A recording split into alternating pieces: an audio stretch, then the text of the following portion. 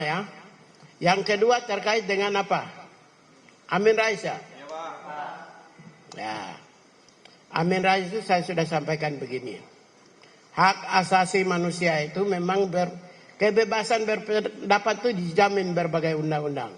Ya, internasional juga ada, ICCPR ada, berbagai undang-undang nasional ada. Tapi hak asasi manusia itu ada batasnya. Ya. Hak asasi manusia itu ada batasnya. Kebebasan berbicara itu ada batasnya.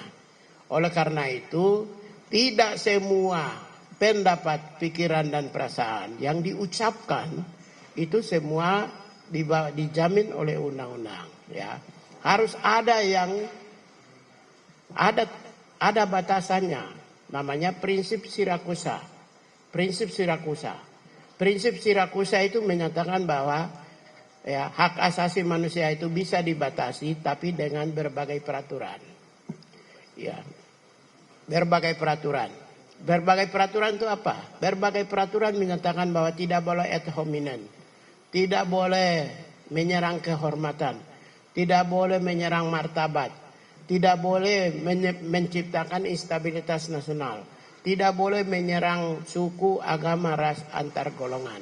Jadi kalau tindakan-tindakan ad hominem itu bertentangan ya, sehingga sudah berbagai regulasi nasional maupun juga internasional terutama ICCPR pasal 19 sampai 21 itu sudah diatur.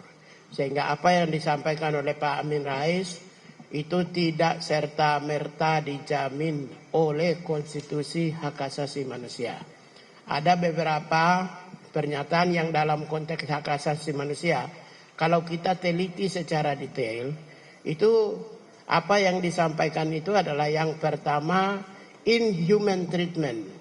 Ya, itu yang pertama. Nanti cek, saya sudah sampaikan ke media, beberapa media, inhuman treatment.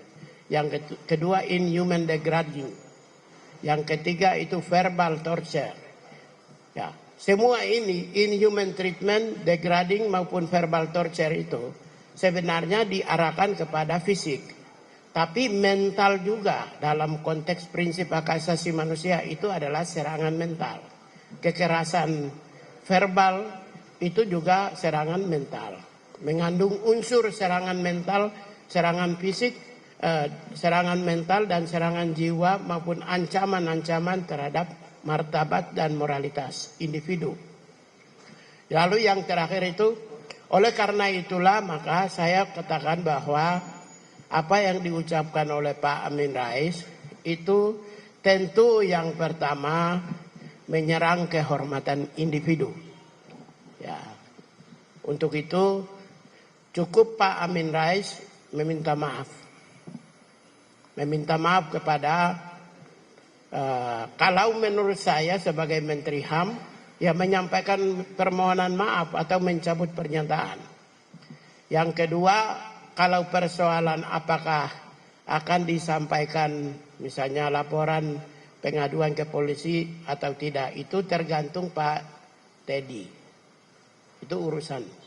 Lalu sebagai Menteri HAM saya meminta Kementerian Komunikasi dan Informasi tidak memiliki posisi untuk melaporkan Amin Rais. Karena dia negara. Kementerian Komunikasi Informasi itu negara. Ya, saya Menteri Hak Asasi Manusia, ya, sebagai wakil dari pemerintah, ya, saya menyatakan negara tidak boleh memenjarakan rakyat, termasuk Amin Rais. Tapi Teddy boleh,